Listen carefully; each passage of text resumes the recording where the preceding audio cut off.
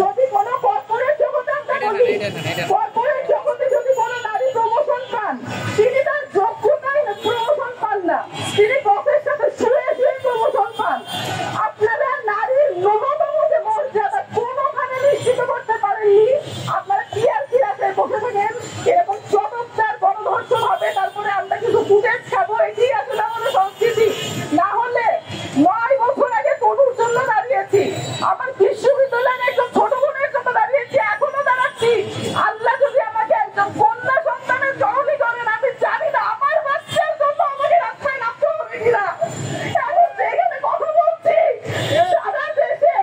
সারা দেশে কোনো মনে কোনো মেয়ে নির্যাতিত হচ্ছে কিনা, গণধর্ষিত হচ্ছে কিনা আমরা জানি না।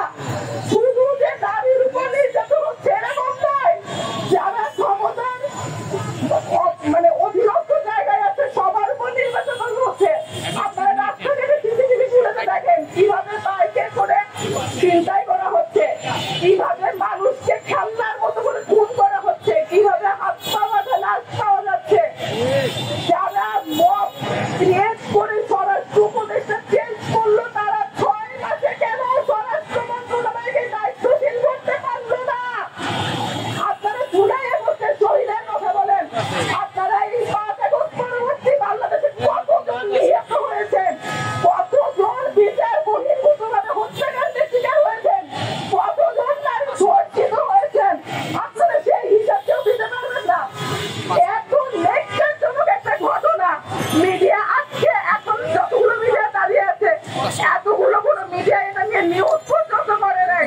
আমরা যদি আজকে এখানে উপস্থিত না হতাম, ঘটনাটি ধামাচাপা করে যেত কিনা সবার কাছে এই প্রশ্নের উত্তর চাই। বারবারই যে মানে যন্ত্রণা দগ্ধ হয়ে এইভাবে রাস্তায় নামাচ্ছে, আসলে মরে যাওয়া ভালো, সবচেয়ে ভালো হতো যদি নারী হলে যন্ত্রণা নিতাম, আরো ভালো হতো যদি জন্মই না নিতাম। এই পুরুষের এই ধর্ষকারী পুরুষের সমাজে মেয়ে হয়ে জন্ম হলে সবচেয়ে বড় অযোগ্যতা, সবচেয়ে বড় অপরাধ, সবচেয়ে বড় পাপ।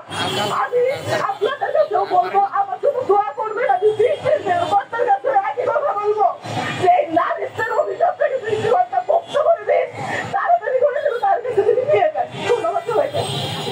দায়িত্বশীল ব্যক্তির কাছ থেকে কোনো সুনির্দিষ্ট বক্তব্য দেখি নাই।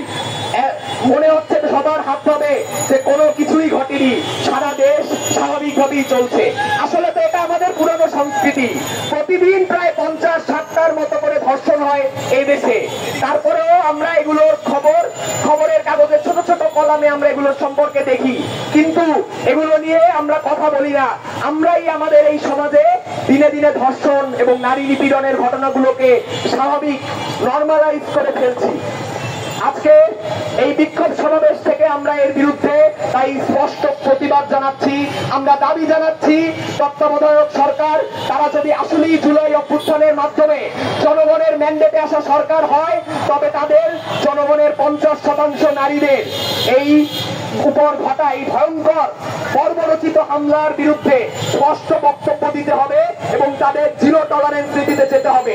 আমরা বারবার একত্রিত হচ্ছি ধর্ষকের বিচার চেয়ে, একবার দুইবার নয় অসংখ্যবার আমরা একত্রিত হচ্ছি শুধু ধর্ষকের বিচার চাই। এই যে আমার সামনে মিডিয়ার ভাইয়েরা এবং বোনেরা উপস্থিত আছেন, আপনারা কুয়েটের মানে বারবার নিয়ে যে পরিমাণ মিডিয়া কভারেজ দিয়েছেন, শিবিরের রক্ষাটা নিয়ে যে পরিমাণ মিডিয়া কভারেজ দিয়েছেন, কিন্তু রাজশাহীগামীতে চলন্ত বাসে যে ধর্ষণ হয়েছে তার বিন্দু মাত্র কিউ অংশ মিডিয়া কভারেজ আপনারা দেননি। আমরা আপনাদের থেকে মিডিয়া কভারেজ পাইনি। কোন ধর্ষণের বিরুদ্ধে মিডিয়া কভারেজ আসে না। আমাদের দেশে এই বারবার ধর্ষণের ঘটনা ঘটার পিছনের কাহিনী হচ্ছে, 1 নম্বর হচ্ছে আমি মনে করি আইন শৃঙ্খলার অবনতি, আইন শৃঙ্খলার যথাযথ ব্যবস্থা গ্রহণ না করা, এবং হচ্ছে আমাদের দেশের সামাজিকীকরণ ব্যবস্থা। এর মানে হচ্ছে যখনই কোনো একটা মেয়ে ধর্ষণ হচ্ছে, আপনি দেখতে যাচ্ছেন মেয়েটা কি মাথায় হিজাব পরা ছিল নাকি চুল খোলা ছিল, সে দেখতে কেমন ছিল, সে কি অন্যের উৎকৃষ্ট মানের খাবার হিসাবে হেঁটে যাচ্ছিল নাকি তার উৎকৃষ্ট কি ছিল। কিন্তু তার চরিত্র নিয়ে, তার পরিবার নিয়ে আপনারা চুলচেরা আলাপন করেন, কিন্তু সেখানে আলোচনায় আসে না ধর্ষকের বর্ণনা কি, ধর্ষকের বিস্তারিত কি, তার পরিবারের বিস্তারিত কি। এই যে আমাদের সামাজিকীকরণের অবস্থা, এই যে কোনো কিছু ঘটতেই নারীর চরিত্র নিয়ে ঘটনা, সেটা যদি হয় এই যে সাকিব, আপনাদের সুপারস্টার সাকিব বিয়ে করেছে সে বারবার, কিন্তু চরিত্র নিয়ে আসতেছে আপনারা বুবলি আর অপুর সাথে। তো প্রতিটা ক্ষেত্রে আমরা দেখছি নারীর চরিত্র নিয়ে কথা হচ্ছে। এই যে নারীকে কিছু হলে ট্যাগিং করা, এই ট্যাগিং এর সংস্কৃতি হচ্ছে ধর্ষককে ধর্ষণের জন্য অনুপ্রেরণা দেয়, উৎসাহ দেয়, এবং বিচারহীনতা ও টাকার মাধ্যমে এবং ক্ষমতার মাধ্যমে বিচার থেকে বের হয়ে আসা তাদেরকে বারবার একই অপরাধে উদ্বুদ্ধ করে।